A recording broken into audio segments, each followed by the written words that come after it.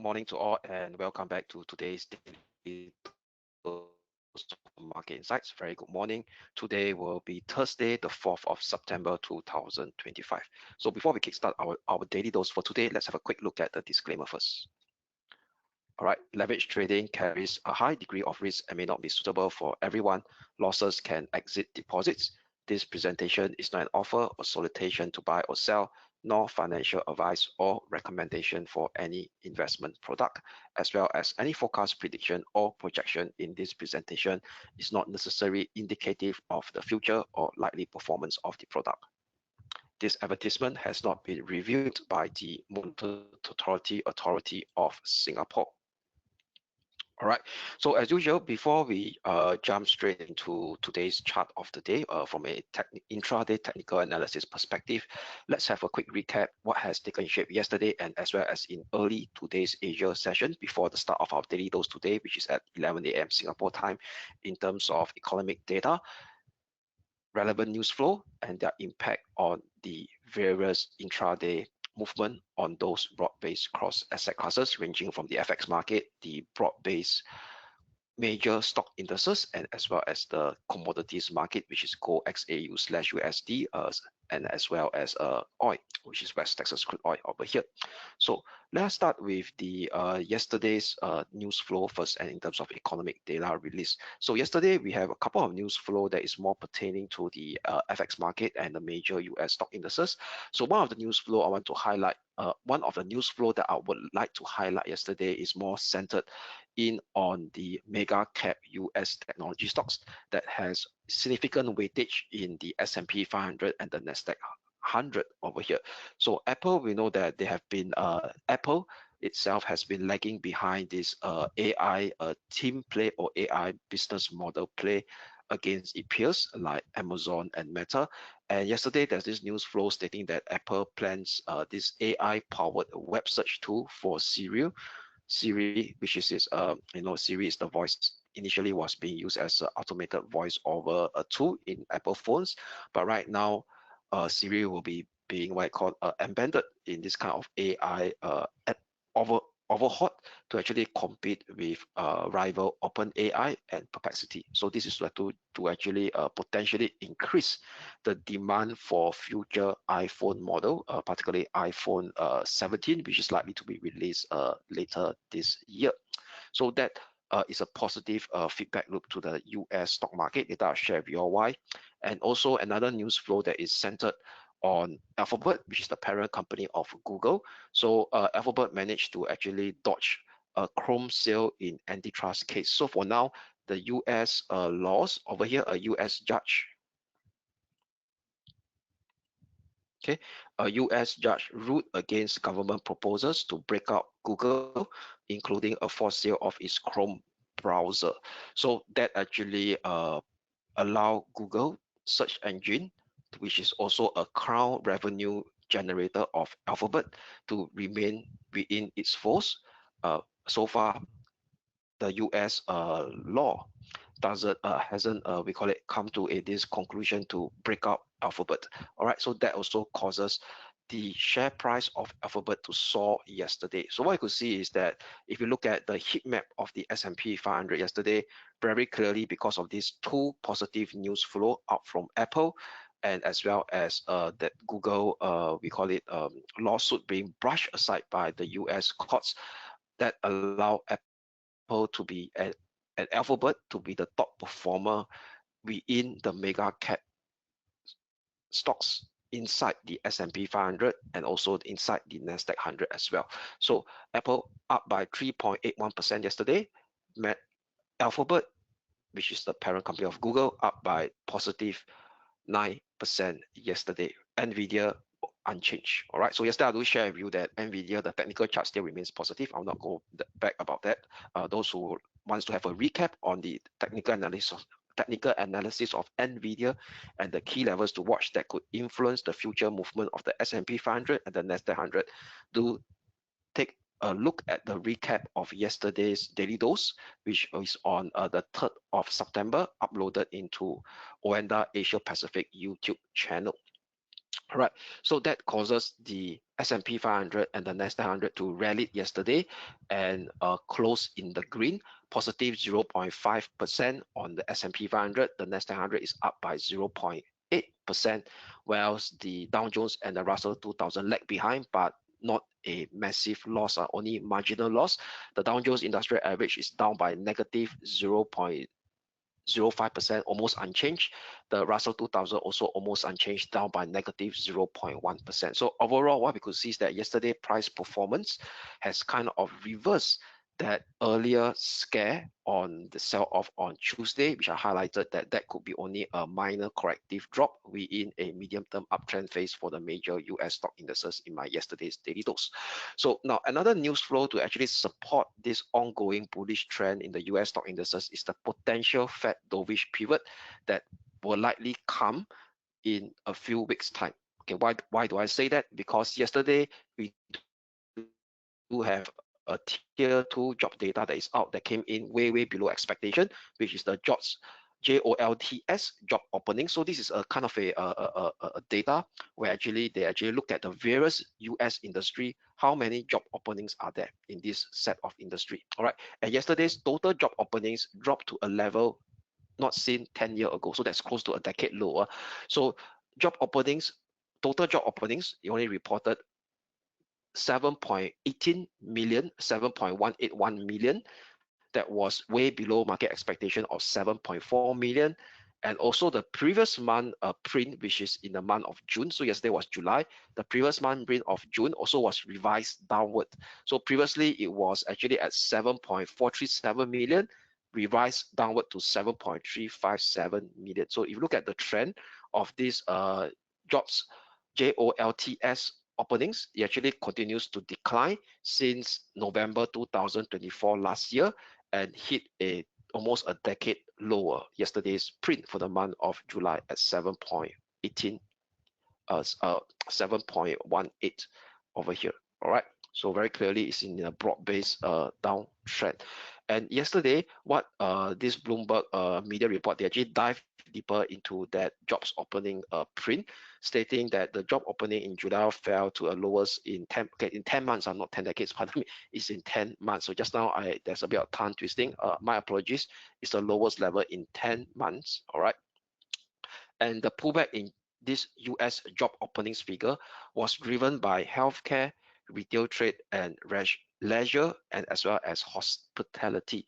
And these key sectors are not cyclical sector over here. All right.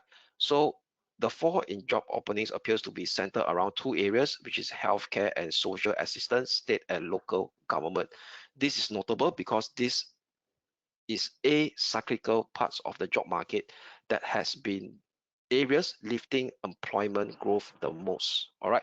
So if you lose these acyclical areas, you don't really have much else to keep payroll growth with a plus sign in front of it. That means what it means that yesterday's decline in the US job opening has been centered on sectors that is acyclical. That means we consider put it as in a way that is directly as come out as a government sector job or hospitality job, where by right it shouldn't be falling that much because it doesn't move with the economic cycle, because this job will always be tends to be in demand if the economic starts to soften as well. So this buffer has already been taken out, where we start to see a significant fall in these acyclical sectors. That means, i.e., the Fed got to come in and cut rates fast to actually address this deterioration in the US labor market. And that has already been starts to actually show up in the Fed funds futures market yesterday as compiled by the CME Fed Watch 2. So the CME Fed Watch 2 yesterday highlighted almost 100% chance that the Fed is likely to move and cut rates on the upcoming 7th of September FOMC meeting to bring the Fed funds rate down to 4% to 4.25% of the current rate of 4.25% slash 4.5%, 97.6% chance, almost close to 100%. And that rate has starts to increase from yesterday's of before the release of the jobs opening report that was at 93%, and a week ago it was at 88.7%. And what's interesting over here is that the weakness of this job openings report also front loaded the second potential interest rate cut by the Fed. So previously, market is expecting the second interest rate cut to come in the last meeting of the FOMC meeting, which is in December this year. But now there is a slight possibility that it will come in the October meeting instead. So what do I mean by that? By looking at this aggregated tab, where the Fed funds futures market allow us to actually have a gauge of the Fed funds futures traders, their view on future interest rate policy movement in the months ahead. All right, not only upcoming month, but the months ahead as well. So right now, market participant has started to assign a 51% probability that the Fed will do another 25 basis point cut on the next meeting after the September meeting, which is on the 29th of October. All right, so previously this was less than 50%. So now there's going to be a slight chance, 51%, not strong yet. So this probability will change during this Friday release of the key tier 1 non-farm payroll data. So they do watch this space. So right now, the dovishness expectation has started to step up by market participants, which means, i.e., the US dollar faced downside pressure yesterday. So even before the release of that week jobs opening report, which was at 10 p.m. Singapore time, the US dollar has started to shed its previous strength that was seen on Tuesday due to that spike up in that 30-year global sovereign bond yields, catalyzed by that spike up in that 30-year UK gilt yield to a high not seen since 1998. But those so-called spike up has more or less been erased yesterday. So the weakness of the US dollar came at 4 p.m. Singapore time yesterday. That was during the UK session. All right. So during the release of that report at 10 p.m., the weakness kind of reinforced on the US dollar. Then thereafter, it starts to trade sideways in today's Asia session. So if you look at the US dollar index, all right, over here, very quickly. Okay, so the daily chart of the US dollar index is down by negative 0.16% as it continues to hover below this key intermediate resistance at 98.95. All right, so this is the key data that has taken shape yesterday. And also one data to mention over here was this data that is more pertaining to oil price over here.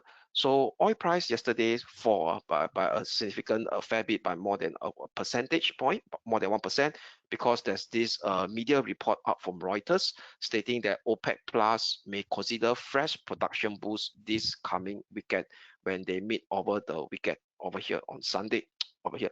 So OPEC oil fell after a report that OPEC Plus alliance will consider fresh round of production increase over here, and the OPEC Plus development was also compounded by softer than US expected economic data. So that's referring to that weak jobs opening data that dented longer term consumer consumption expectation.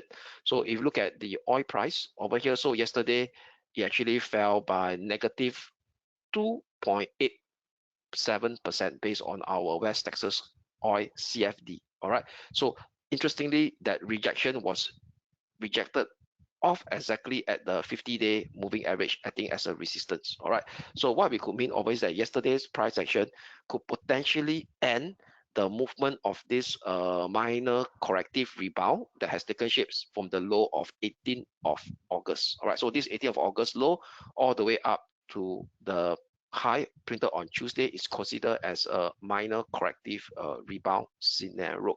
And right now the price action is now trading below the 20-day moving average again. All right, so overall giving we call it impetus for another bearish potential downleg going forward for the West Texas oil ahead of this key OPEC Plus meeting over the weekend on Sunday. Okay, and in today's Asia session, I want to highlight that this particular news that's more centered on the China stock market indirectly has an impact on the Hang Seng indices.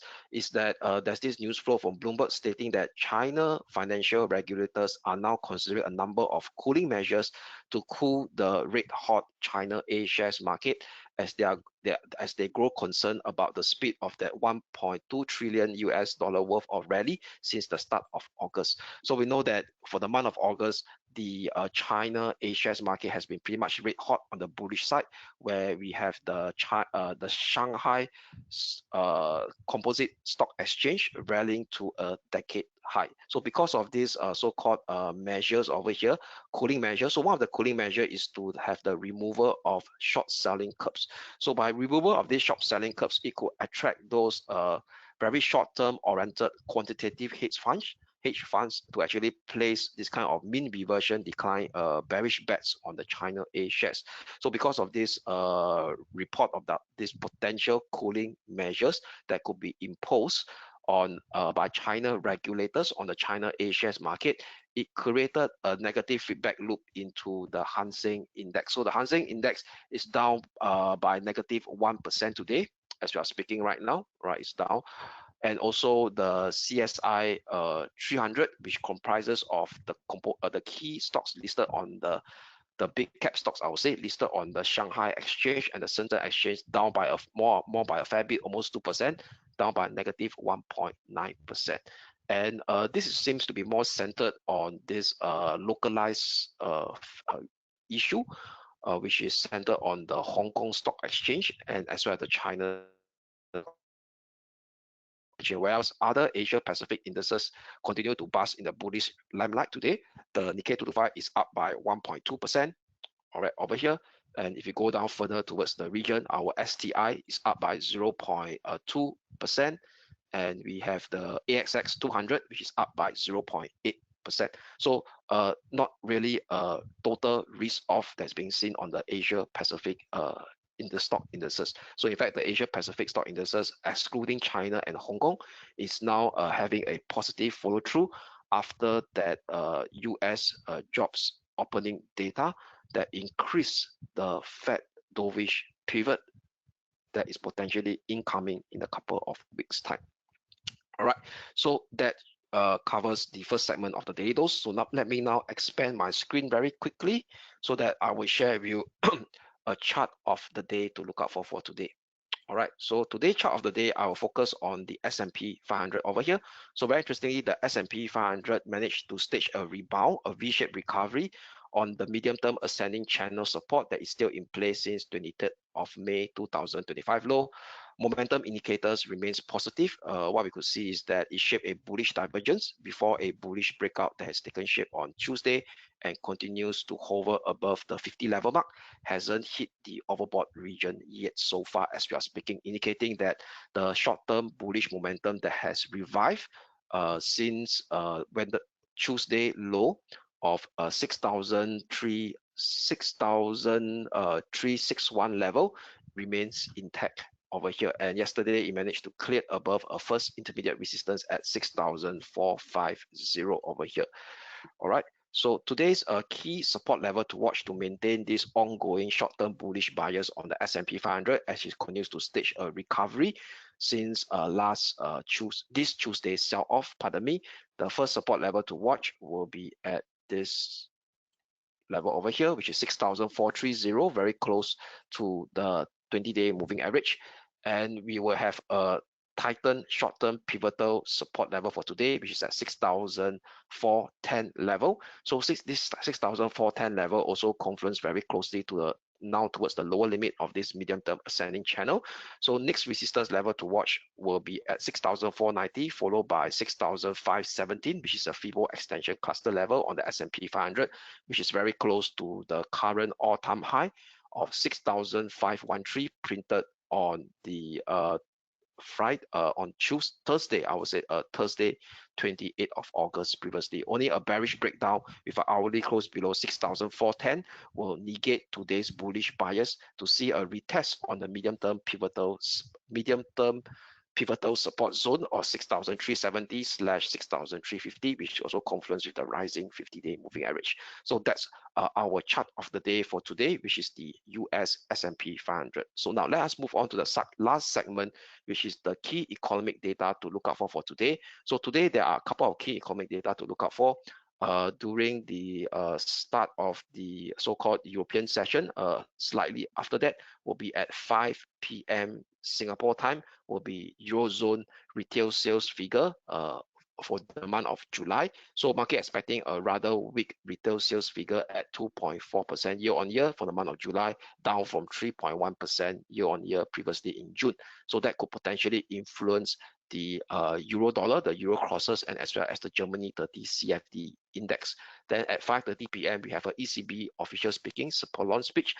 Recently, several ECB officials has been skewing towards the side that ECB interest rate cut cycle is more or less ended, and the next few stances or monetary policy guidance is more like a wait and see approach over here. And before the start of the US session, we have another tier 2 employment data out. 8:15 p.m. Singapore time will be the ADP employment change data. Market expecting a weak print of 65K jobs added for the month of August, down from 140K jobs added in the previous month of July. So that is 8:15 p.m. Singapore time. And followed by that, we have the weekly initial jobless claim data, which is also a tier 2 employment data, 8:30 p.m. Singapore time. And thereafter, we have that ISM services PMI data, which is so very important. Why? Because ISM services PMI data is a forward-looking economic indicator. That's a soft data, survey-based data, where ISM send out a poll to the services industry in the US, and services activities contribute close to 3/4 of US GDP growth in the last 20 over years. So market participants will be scrutinizing this ISM services PMI data very importantly. And also within the subcomponent of this ISM services PMI data, we have the ISM services employment data as well, where ISM will send out a survey to actually gauge whether this services industry in the US, are they employing workers or not, and followed by within that ISM services prices subcomponent, where this put away that this is the cost of doing business in the services industry in the US. So all these key data point will be scrutinized by market participants out at 10 p.m. Singapore time, that could potentially influence the major US dollar pair and the major we call it a US stock indices over here. Then thereafter at 12 a.m. Singapore time on Friday, we have the weekly EIA crude oil stockpile change that could influence the movement of the West Texas crude oil. And followed by 12:05 a.m. we have a Federal Reserve official speaking, Fed Williams. 7 a.m. Singapore time tomorrow, we have Fed Gooseby. And before the start of daily dose on Friday at 11 a.m. at 7:30 a.m. we have household spending up from Japan, followed by average cash earnings, so that is considered as wages in Japan, 7:30 a.m. Singapore time, that could influence the dollar yen, the yen crosses, and as well as the Japan 225 CFD index over here. And for that should potentially sum up. Yep, that sum up today's daily dose of market insight with the key insights that I'd like to share with you all for today. So with that, have a great day ahead. I'm Kelvin here signing off, and we shall speak again tomorrow. Thank you.